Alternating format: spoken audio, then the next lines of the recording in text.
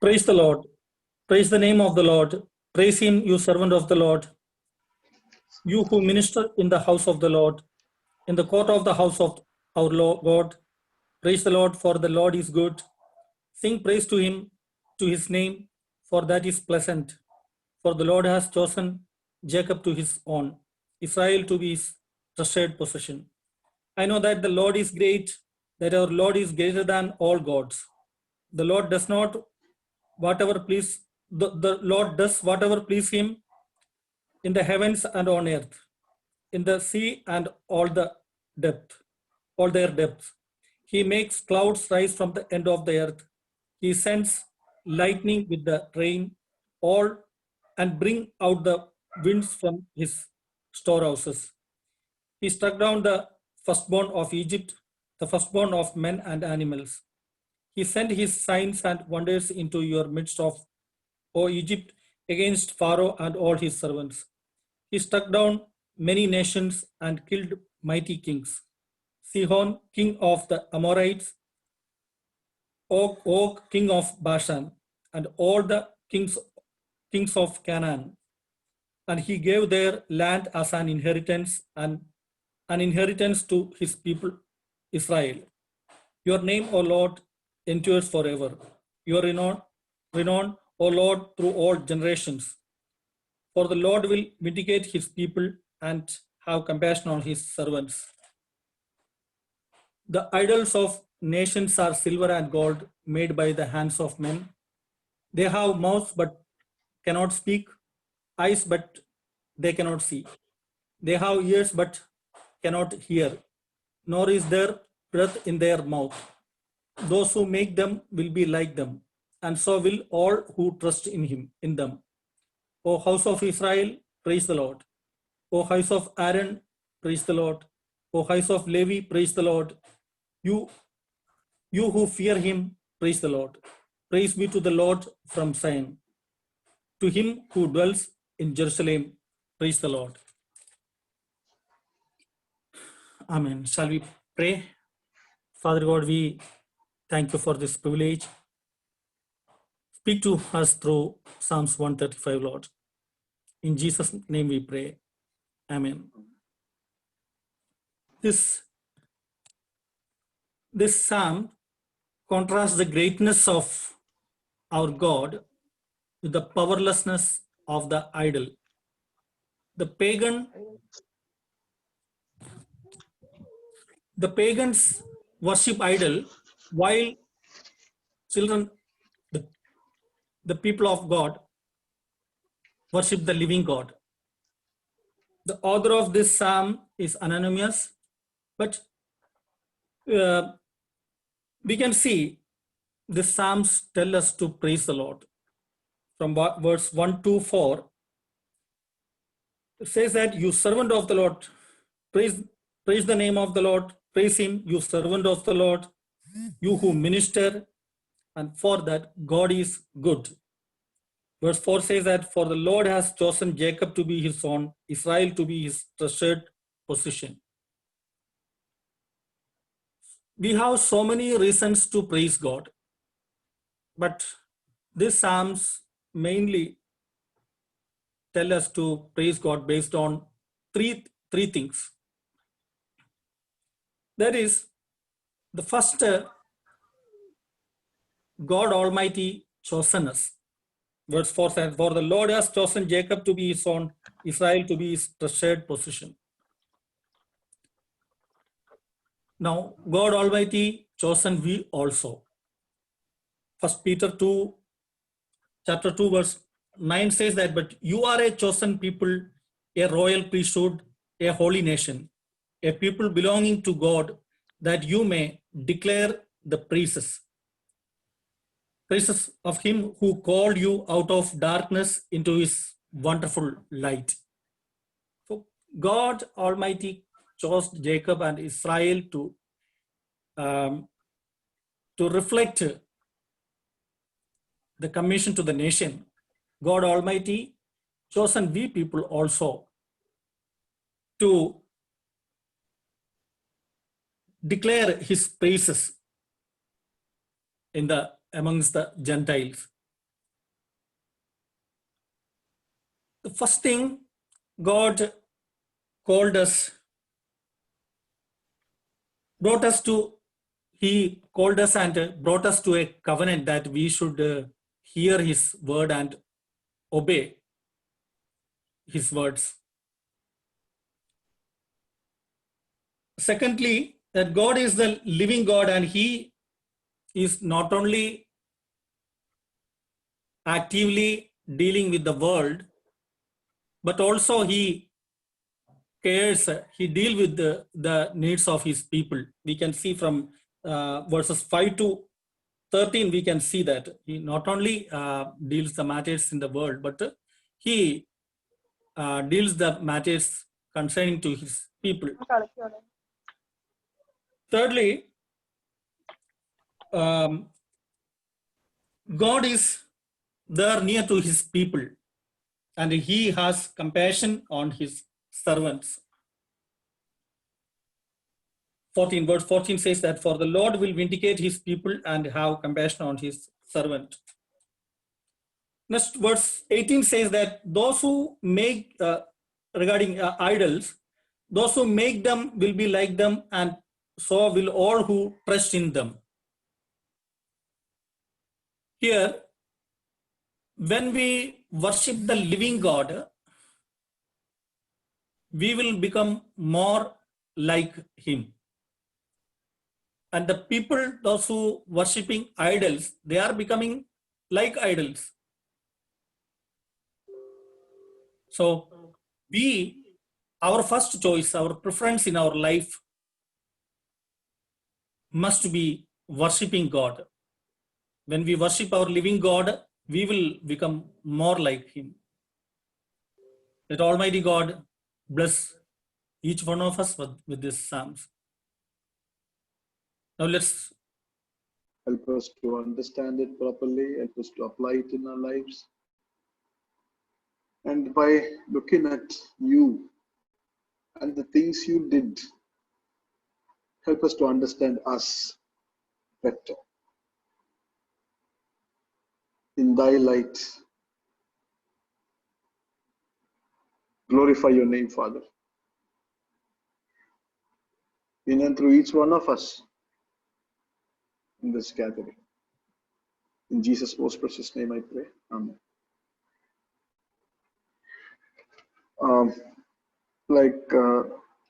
We all know that we are looking at the miracles of Christ in the English service.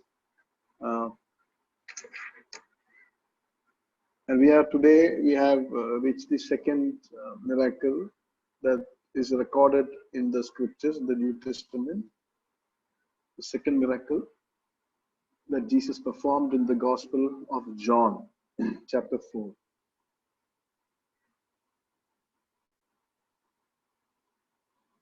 This is the second miracle that is recorded in the scripture chronologically, and it's there in the Gospel of John. It is not there in the other three Gospels, I believe. Let's read from verse 43 onwards. 43 onwards. John chapter 4, 43 onwards. After the 2 days, he departed for Galilee, for Jesus himself has testified that a prophet has no honor in his own hometown. So when he came to Galilee, the Galileans welcomed him, having seen all that he had done in Jerusalem at the feast. For they too had gone to the feast. So he came again to Cana in Galilee, where he had made water wine. And at Capernaum there was an official whose son was ill. When this man heard that Jesus had come from Judea to Galilee, he went to him and asked him to come down and heal his son, for he was at the point of death. So Jesus said to him, unless you see signs and wonders, you will not believe. The official said unto him, sir, come down before my child dies. Jesus said to him, go, your son will live. And the man believed the word that Jesus spoke to him and went on his way. As he was going, his servants met him and told him that his son was recovering. So he asked them the hour when he began to get better, and they said to him, yesterday at the 7th hour, and the fever left him. The father knew that was the hour when Jesus had said to him, your son will live. and he himself believed, and all his household. This was now the second sign that Jesus did when he had come from Judea to Galilee. So this incident is again happening in Cana of Galilee. He turned water into wine there, and then from there he went to Samaria. And then he is now back in Galilee, in Cana. After 2 days. 2 days he was not there. Now, John is explaining why Jesus went down to Jerusalem in the first place, why he left Cana after he did the miracle, why he left Galilee. You know, he had been there for some time, but he left the place. You see, you remember when he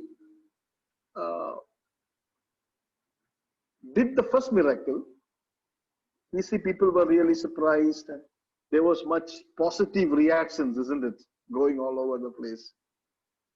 But that is not the whole matter. We only see what the Bible says there, right? The stewards were surprised and they knew what happened in their heart and they kept quiet and all that. We see. But the general atmosphere in Galilee, even after he did those miracles, even after the miracle he did in the wedding, was not very positive. The overall attitude of that town, his hometown, was still of unbelief and contempt. See, that's what he says. A prophet is without honor in his own country. He's saying that after he did the first miracle, isn't it?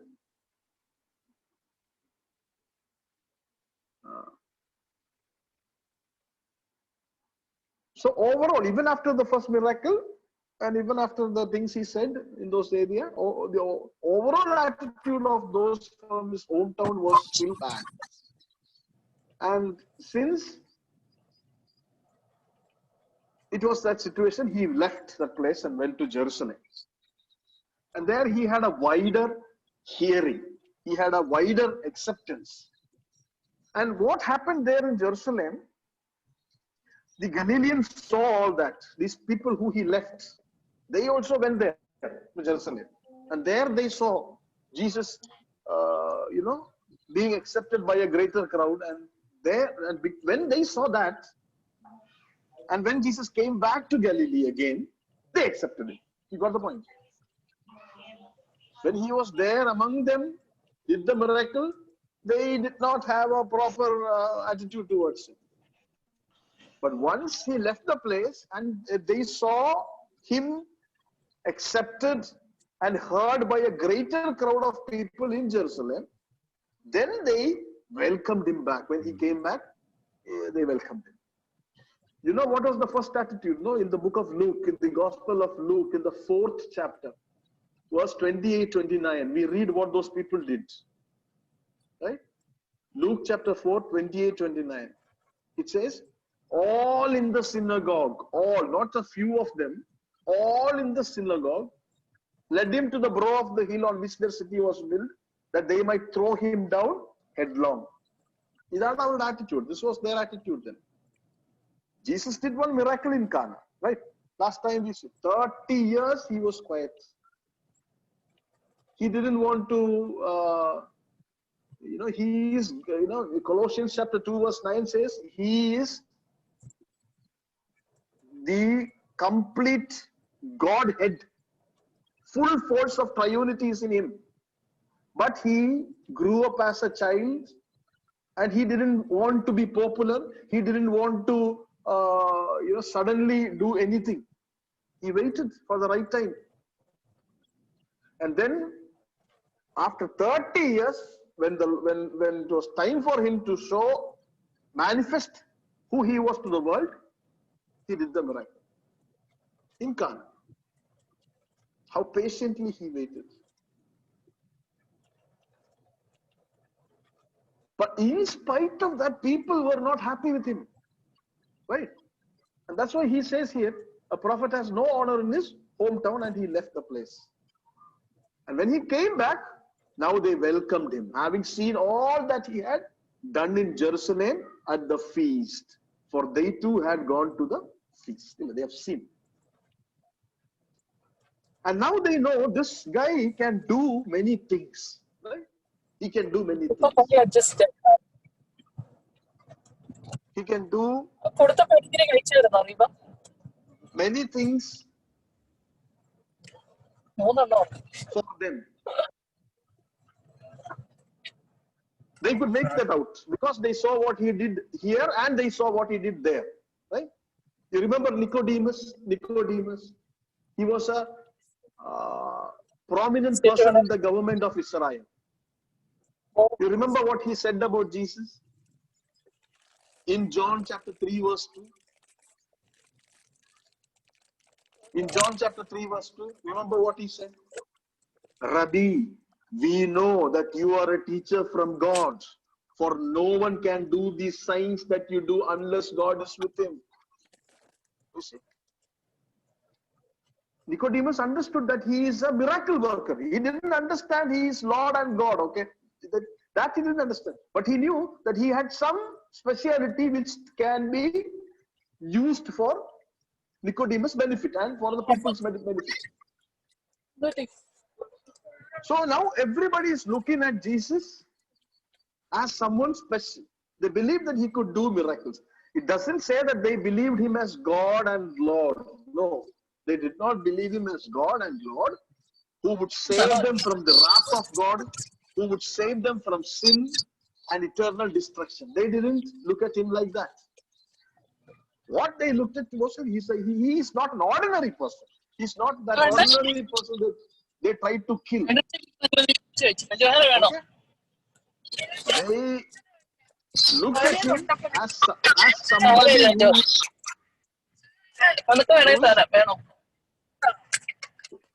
who is special. Hello. Please mute all other persons. Anu ma'am.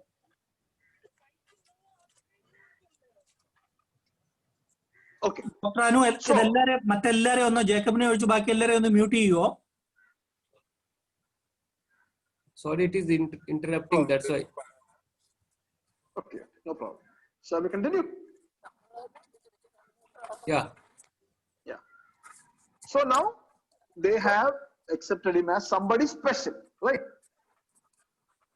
That's what verse 45 says. And now that he is there and people have accepted him as someone special, here is a man who's approaching Jesus Christ. Here is a man who, like Nicodemus, believed Jesus to be a miracle worker. The people believe, they say in John chapter 2, you read that they believed in Jesus. But they never believed in Jesus as God. They never believed in Jesus as their Lord. They never believed him as to be the Messiah, never. That is why you read further on that Jesus never trusted himself to them. So they believed in him as who? As a miracle worker. First they didn't even believe that. They tried to kill him. Then he went to Jerusalem, did something. They saw that there. When he came back, they accepted him. So he's a miracle worker. Nicodemus knew that. Nicodemus said those things, right? In 3:2. So now there is another man coming. And this man also looks at Jesus as a miracle worker. He knows Jesus can do something for him. And he is coming from Capernaum. Capernaum is another city several miles away from Cana. Now what is the specialty of this man? This man, it is said that he belonged to the Herod's administrative departments. He belongs to the king's household. He is also a high-ranking government official. He is a wealthy man.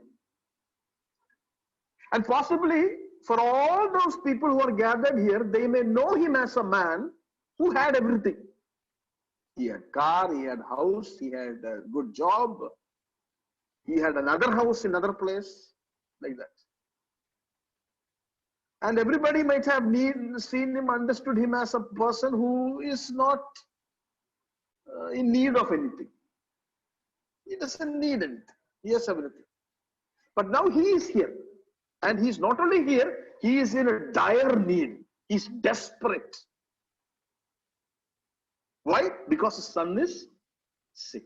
We don't know if the son is a child or an elderly person. We don't know. It just says Kuyos. It just says his son is sick. Now, if you are like me, if you are a person like me, you can relate to what you read now. If you are a person who understands the terror behind something happening to your loved ones, then you will understand, isn't it? Something happening to our children. It is the most horrible thing that can happen to us. And here is this man in that position. He is completely desperate. And he is coming from Capernaum. Let me say a word about Capernaum. You know what is the specialty of Capernaum? Capernaum is a place where Jesus did so many miracles. That is one place where he did most of his miracles. And because of all the miracles, perhaps this man might have seen Jesus, might have heard Jesus in Capernaum itself. But then his son was not sick. There was no need. So he never went to see Jesus, perhaps, right? So Capernaum is a place where Jesus did so many miracles. This man is coming from Capernaum, and Capernaum was is a place that Jesus has held responsible because of all the miracles that Jesus did there. He says Sodom would have been saved if Jesus did half the miracles he did in Capernaum. Right? Look at Matthew chapter 11 verse 24. Matthew 11:24. In Matthew 11:24, he says, but I tell you that it will be more tolerable on the day of judgment for the land of Sodom than for you. You see? It would be better. That means Jesus had done so many miracles there. So many miracles there. And this place is held responsible because of all that miracles. The more you know, the more accountable you will become. It was like that then, it is like that today. The more you know, the more responsible you will be. So this man approaches Jesus Christ now. And he has come to ask the Lord to heal his son, who was grievously ill. And when he asked this to Jesus, right? When he asked this to Jesus, Jesus says something. Except ye see signs and wonders, ye will not believe. Except you see signs and wonders, you will not believe. Now, as a father, when you look into that, as a mother, when you look into that, as a person who has children who understand how the trials will affect those children, you know, when you look into that, it looks very cruel and heartless, isn't it? One person is coming and begging the Lord for mercy to save his child, and he says, unless you see signs and wonders, you will not believe. But before we come to such conclusions, like how I came to the conclusion, that it's a very heartless and a cruel thing to say, before we say something like that, we must look at the verse, look at that text carefully. If you look at verse 48, Jesus is actually, he's saying, and Jesus answered him. But actually, Jesus is not answering him. Jesus says something after he said something. That's all that is there. Okay? Why? Because you see the first you there in verse 48. I am reading in KJV. It says, except ye see signs and wonders, ye will not believe. Except you see signs and wonders, you will. You see that you there, except you people. That's what it says. Except you people. There's some of your English translations may say that. So this man is saying, come save my son. And Jesus answered, except you people. So that is the plural. He's not answering directly to the official. He is answering, or he is speaking about the whole crowd, all people that is standing there, because they are desperate. They have just welcomed him to see more and more signs. They are there to see him perform more and more wonders, isn't it? So they are all standing there, and Jesus takes that opportunity to make one statement. This man comes desperate. Please come and save my son. Jesus says, except you people see wonders, you will not believe. So that you there is not a singular, that is a plural. He is speaking about the crowd. You people. Unless you people see signs and wonders, you will not believe. But this father, as he listens to what Jesus says, he says, sir, come down before my child dies. Come down. What does he actually say? What is actually saying is, I am not interested in the signs and wonders that other people expect of you. So I'm talking to you. You are making a general statement. No. I'm not interested in that bit that you are dealing with now. I am just interested in my son who is sick and who is near unto death. Right? You understood, no? Approaches Jesus, sitting there, comes to Jesus, come help my son. You won't believe. He says, everybody. No. Don't speak about them. You come and save my son. Focus here. That man is desperate. Have you said that, my dear friends, to anybody? Imagine the situation. I believe every single parent at some particular point of time must have gone through that situation. Help my son. Help my daughter. Desperate. Has somebody told you that, my friend? Can you help my child? Can you help my husband?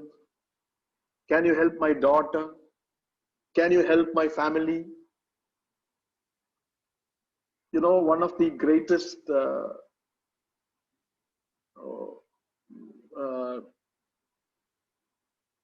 loss that I have felt after coming to Trivandrum from Calicut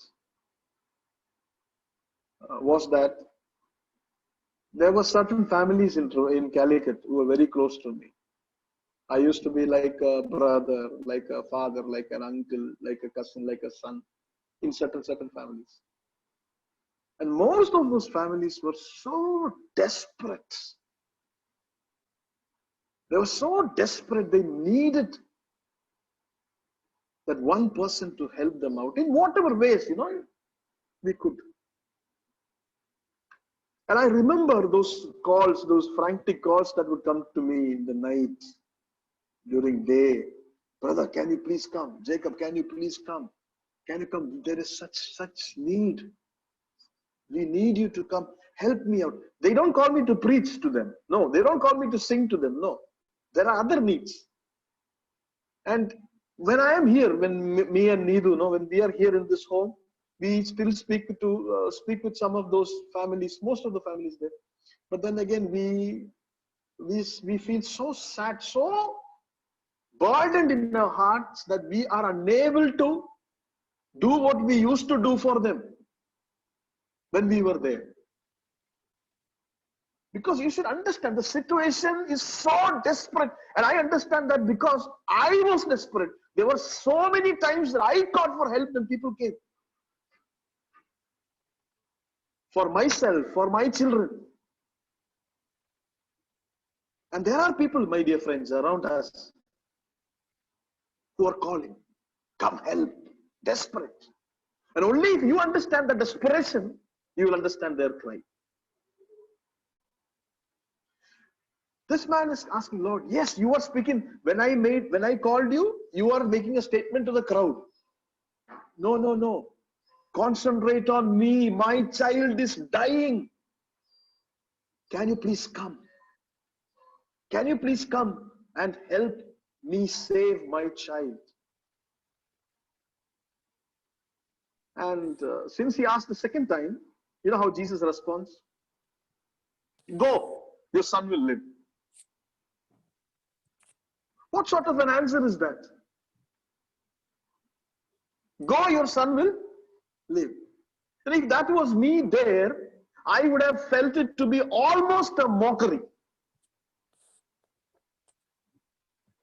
It is critical. It is very important that you come. My father died in Medical College, Trivandrum. And those days when he died, I was there with him. And I remember as a young man, just entered manhood. I remember going to the house surgeons and doctors in the ward and calling them frantically to come and take a look at my father. Please come, please come. See, I have one father, he is dying. But for them, they have seen so many deaths, so many sick people. So I'm not blaming them. I'm saying, for me, it was very important at that particular point of time. Please come, please come. And he's telling me, go, I will come. I can really connect with this man. Can you? Can you connect with this man? He is dying. Please come. I will come. You go. I know. He's not saying I will come. You go. He will live. What answer is that? Unless you come, there is absolutely no hope. Unless you come, absolutely there is no hope, my friend. My teacher, my guru, miracle worker. Until you come, nothing. If I go, nothing will happen. Drip has to be laid. That nebulizer has to be put. Oxygen has to be given. What can I do? You must come. Please come. Go, I will come. Go, your son will live. You know? Actually, if you look at that verse, go, your son will live, in the real, what actually saying is, go, your son is living. Go, your son is living. That is the exact word. Go, your son is living. It's not that he will live. The moment he said it, the moment Jesus said, go, it has already happened. It has already happened. Go, your son is living. That is the word that he said. Not that he will live. Go, your son will live, Allah. No, not future tense. That has already come to pass. It's an aorist tense. It has already come to pass. Go, your son is living. He is living. That's what he's saying. But that poor man. So in these words, Jesus said, no, go, your son is living. Jesus is both answering and denying the Father at the same time. Understand that. Jesus is both answering the request of the Father and denying him at the same time. This man wants Jesus to perform a sign, perform a wonder, perform a miracle. But here, nothing is happening. Nothing is happening.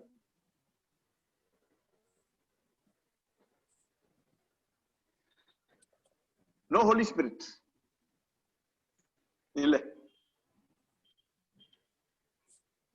Nothing is happening. Simple words. Go. Your son is living. No sign, no getting up, no standing up, no showing his hand forward, no spitting on the ground, no taking, nothing. He's not even moving from there. No wonder, no action. Except his word. Notice that. It's very important. Except his word. Today we are not satisfied. We are not satisfied. Not satisfied that there is the word coming. He's not satisfied that he's preaching. No, there's no satisfied that the word is pro. No. There has to be something plus that. Some rolling, some shouting, some jumping up, some shaking the pulpit, taking it, tearing it apart, throwing it away, jumping on the window like a monkey. The word is not sufficient. The word is not sufficient. The Bible is not sufficient. But here, this man goes, help my son. Okay, go. My word is sufficient. Word is sufficient. Annum, that day the word is sufficient. Innum, the word is sufficient. The word was all that was needed to create the whole universe.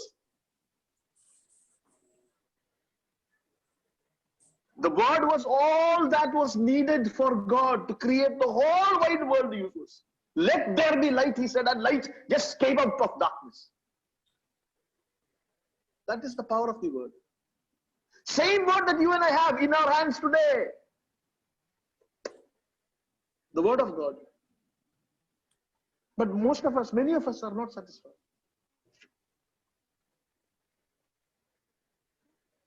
This man is denied the request. He's denied a request. He's saying, come heal my son. Denied. I am not coming. Denied. But he's answered it also. How? Healing has happened. The healing has happened. Now Jesus is challenging this father to simply trust the word he has given.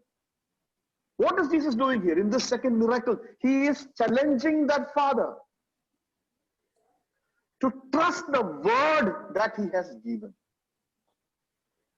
The Lord challenges us every day, my friend, when you have your quiet time, when you read your Bible, when you lay in your bed and go through your phone, read your Bible, when you are sitting at your table drinking coffee, reading your Bible, when you are traveling in the bus, reading the Bible, when you are listening to sermons, when you are listening to your preachers, when you are teaching your children, the word always challenges. Jesus is challenging this father to simply trust the word. Just trust the word that he has given. Now there is another thing also happening. Jesus is giving this father an opportunity to believe at a higher level of faith. He's giving this father an opportunity to believe in a higher level of faith, greater faith. No longer to believe on what Jesus could do. Notice this. It's very important. Jesus is challenging this father no longer to believe on what Jesus could do, but to believe who he is. You got the point? Not just to make him believe on the abilities Jesus had, but to believe on who he was, ontologically, who Jesus was. See, if you look at this conversation, it is like this, Jesus is asking this man, are you one of those people who will only believe if they see? In essence, Jesus is asking this man by telling him to go. Actually, what Jesus is asking him is, are you that sort of person who will only believe if you see? That is what he's asking him. There are many people like that, no, today?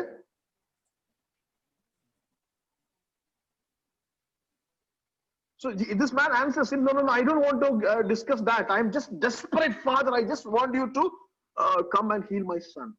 And Jesus is saying, come. Jesus is saying, go. Okay, if you're so desperate, and if you think you are not that person, that sort of a person who will only believe if they see, then believe and you will see. That is what he said. If you are not the sort of a person who will only believe if you see, then believe and you will see. That is what Jesus is saying. Right? Go. He's saying, come. No, go. You believe me. So the important thing that Jesus is emphasizing here is not about what he can do, but who he is. who he is. That is what he wants this man to know. He is looking for relief. No. Jesus is not saying, it's not just relief that I want to give you. I want to give you a revelation. I don't want just to give you a relief of your problem, but I want to reveal something about me to you. What sort of a man am I? He's asking. What sort of a man am I? You think I am a healer, no? Am I just a healer? I am more than that, my friend. Do you think you can trust my word? Do you think you can completely trust upon your word? Do you think, are you willing to place the life of your child on my word? That's what he's saying. See, he's teaching this man a higher sort of, he's teaching us a higher sort of faith, a greater degree of faith, a faith that is more than saving faith. And look how this man responds to that. He stops pleading with, he stops begging with Jesus and acts according to what he thought was the right way to handle the situation. He stops. He said once, he begged second time. Please come. And then Jesus gave him some instructions. So now he stopped arguing. But he accepts Lord's way of acting. He had a modus operandi for God, okay? He had one way. Come, 18 miles. I've come from Capernaum. You come with me. Perhaps he had a horse, perhaps he had an entourage with him, we don't know. He said, come with me. No, you go. Your boy is living. And he accepts the Lord's word. On that word, he has put his son's life. And you know, I am sure that minute onwards, he will not be saying, yes, Jesus has said everything is going to happen. I don't think he's saying like that. I don't think he would be, I can't say like that. I'm sure that he must have, as he's walking back to his house, he must have wondered, if I had stood some more time there, if I had said a couple of times more, this man would have come with me. Why did I? If I had put little more pressure, if I had used some more of my political connections, I could have actually got him into my house. He must be wondering, you know, he's a human being like you and me. Why did I leave him? Yeah. But anyway, he went. Okay, with that doubt in his mind, he just went. That is the point. That is the most important thing. What is there in his mind is not the thing. What is there in his mind? What is important is that he went. Jesus said, go. And not very sure, right? But he went. He obeyed the word of Jesus. There must be quiet. His mind must be troubled, isn't it? See, my dear friends, faith is not what you feel. Faith is not what you feel. Faith is what you do. Faith is what you do. Faith is never what you feel. I can tell you so many times that God enabled me to do certain things I really didn't want to do. I was very much suspicious. I was doubtful. I was very anxious. I didn't want to do it. I really didn't want to do it. But the Lord moved me to do it. And had I not made those calls those days, had I not moved like that, then I would not be here in this world now. You see? See, we are not sure. We are doubtful because of our desperation. But we did it. This man did it. He went.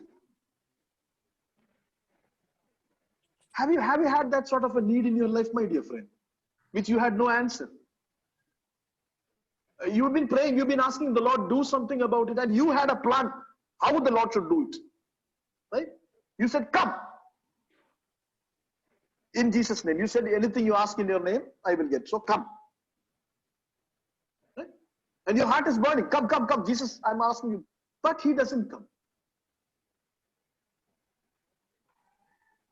And out of the anguish of our heart, sometimes out of the terror that is in our heart, we want Jesus to respond to our situation in one particular way, and that is the only way that we want him to do it, and that is the way we are looking at. That is the solution. That is the way Jesus must move for us. And see, why we are thinking like that is because our mind is clouded. Our mind is clouded. We are anxious. We are terrorized. We are afraid. And we are very serious. We say, come down, come Lord, come down to my home. Come down to the hospital. Come down to the office. Come, save me, give me, provide me. But he does not come.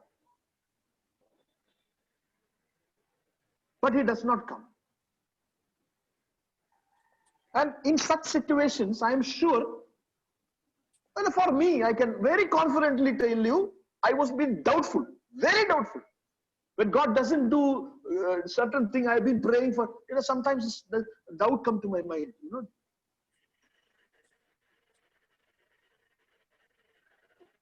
I had a plan for God, Jesus, but he's not taking it. So this man anyway goes. Doubtful, maybe wondering. He has to walk a bit. Uphill, that also. If you study the geography, it's uphill. About 18 kilometers uphill. And as he was going, from 51 to 53, what do you see? His servants met him and told him his son was living. So he asked, when did he live? What time did he start to become well, better? Yesterday at the 7th hour, the fever left. I'm not going to go into the time things. There is a big thing there. But I don't want to do that this morning.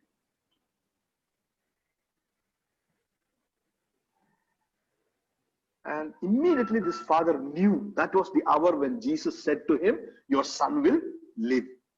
And Bible says, he himself believed and all his household. He himself believed and all his household. Jesus said, your son is living. That is the exact word, okay? And what does this man say? Your son is living. Same words. Same words. Go, your son is living. And there comes his servants and say, your son is living. See? And my dear friend, Jesus was teaching this man a greater faith, a faith that was necessary, that is necessary for all of us. Not what he could do. That is not the thing. Many times we are only bothered about what he can do for us. He can do this for us. He can do that for us. No, here Jesus wanted this man to understand it is not about what he can do. It is about who he is. Who is he? He is a person who had authority over all illness. He is a person who is not limited by distance or time. He is a person who has power beyond areas, beyond the knowledge and beyond the reach of men.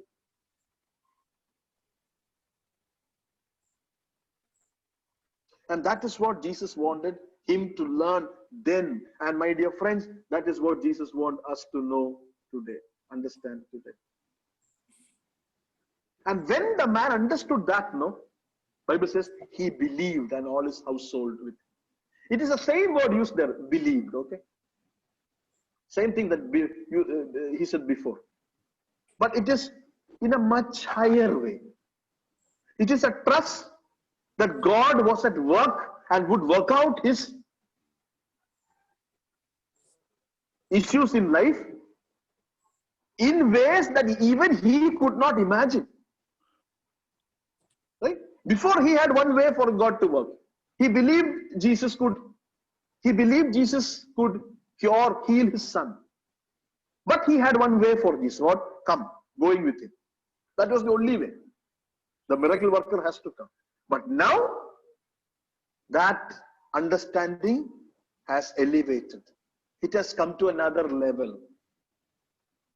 And this belief is not that old belief. It is not that old belief that Jesus had to go with him to the house to heal. No.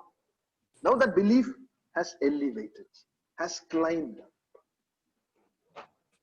He understood that Jesus is much greater than time and disease and space and distance and everything. Now there is an interesting thing here. I don't want to be dogmatic about it, okay? I don't want to say this is it. I don't want to say that. But some scholars say that in the book of Acts, when a great revival breaks out, Barnabas goes and brings Apostle Paul to minister there. And in that chapter, it speaks about some great men in that church, in Antioch. And among those people in that church in Antioch, in Acts chapter 13, verse 1, there is a man named Manaen, M-A-N-A-E-N. Can you see that? Acts chapter 13, verse 1. Acts chapter 13, verse 1. Acts chapter 13, verse 1. 13:1 says, there is this man called, see, now there were in Antioch, that was at Antioch, the church at Antioch, certain prophets and teachers as Barnabas and Simeon, that was called Niger, and Lucius of Cyrene, and Manaen. What is the specialty of Manaen? Which had been brought up with Herod the Tetrarch and Saul. This man, Manaen, some Bible will say he is a lifelong friend of Herod. Some Bible will say he is a stepbrother of Herod. So what some scholars say, this Manaen is the same person who is here in John chapter 4, 43 onwards. Okay, I'm not sure about that. I don't know. But I'm just presenting to you. Because he is see, when the Bible says he is a noble man in John chapter 4, actually the word is he's a king's man. That's the correct word. King's man. He's a king's man. And here, Manaen is a king's man. You see? A king's man. And this Manaen, they say, is this particular person, particular father, who Jesus taught a new lesson, who Jesus showed a greater faith to.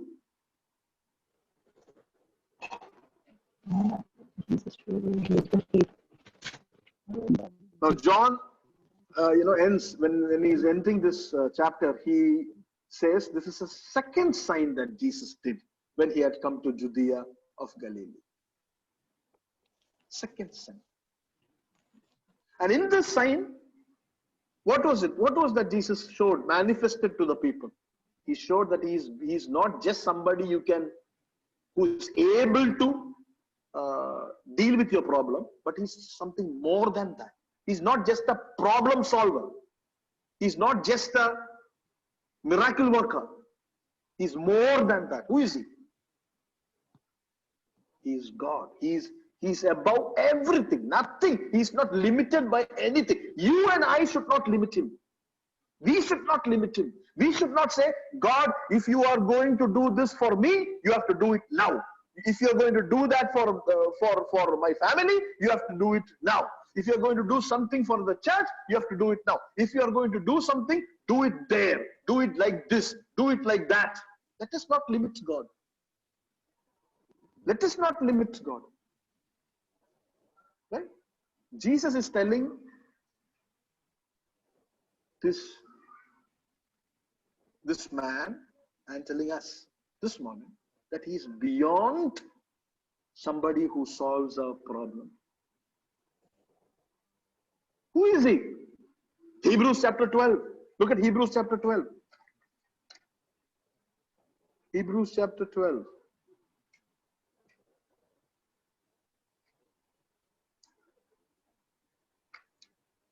Hebrews chapter 12 verse 1 and 2. Who is he? Looking unto Jesus elect. Wherefore, seeing also are composed about with so great a cloud of witness, let us lay aside every weight and the sin which doth so easily beget us, and let us run with patience the race that is set before us, looking unto Jesus. The miracle worker Allah.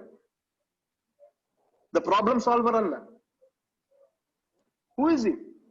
The author and finisher of our faith. That is who he is. He's much more than that, my friend. He's much more than a problem solver. He's the originator and completer of our faith. He is everything. You see? Are you able to understand that this morning? Are you in need, my friend? Are you in need? Are you desperate? Do you think Jesus can deal with your problem? Yes, he can. Do you think he is able to take care of you? Yes, he can. No doubt, he is able. But he's more than that. He doesn't come the way you call him. He doesn't move the way you want him to. God moves in mysterious ways. He has his ways, my friend. You say, come to my house. He says, go. Come, go. Come, go. Understand that? And here ends the lesson for this day, this Sunday morning. The second miracle of Jesus Christ. We come back for the third miracle next Sunday, English service. Most of you, my dear friends, if you can, participate in the fellowship in the first service also. We are doing the Malayalam parables of Jesus Christ. Let you not forget, let not the devil take the lesson that we have learned, the words of life that we have learned today, this morning. Jesus is more. He is the author and finisher. He is not just a miracle worker. He is God. He is Lord. He is our master. Let us commit our life to him. Everything we do to him.